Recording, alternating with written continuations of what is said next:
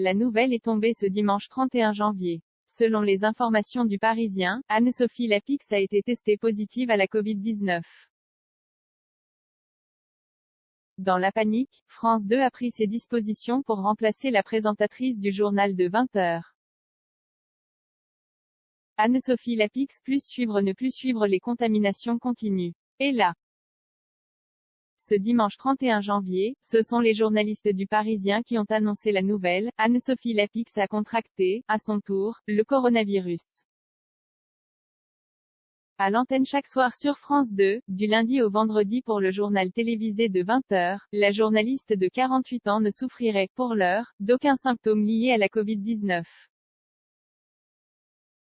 Toujours est-il que le risque de contamination pour ces équipes est considérable. C'est pourquoi, toujours selon les informations du Parisien, Anne-Sophie Lapix sera absente de l'antenne, dès le lundi 1er février.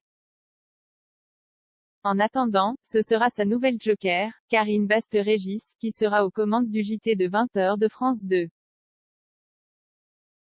Si ce problème majeur de présentation est réglé, la direction de la chaîne publique a dû prendre bien d'autres dispositions.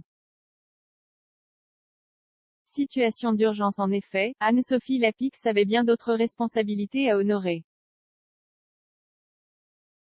À commencer par la présentation du Grand Échiquier, mardi 2 février, en direct sur France 2. Il a donc fallu trouver une solution, en urgence pour la direction de la chaîne et la société de production, Troisième œil. D'après les premières informations du Parisien, c'est Anne-Elisabeth Lemoine qui officiera à la place de son ancienne comparse, Anne-Sophie Lapix, mardi 2 février dans le Grand Échiquier. Mais un autre problème s'impose qui pourra, à son tour, remplacer Anne-Elisabeth Lemoine à la présentation de son émission quotidienne sur France 5, C'est à vous. C'est Stali Badou qui sera appelée à la rescousse pour remplacer Anne-Elisabeth Lemoine à la tête de C'est à vous, dès ce lundi, précise le Parisien. Toute une organisation qui a donc été repensée dans l'urgence, et une preuve de plus que le coronavirus ne cesse de bouleverser nos vies.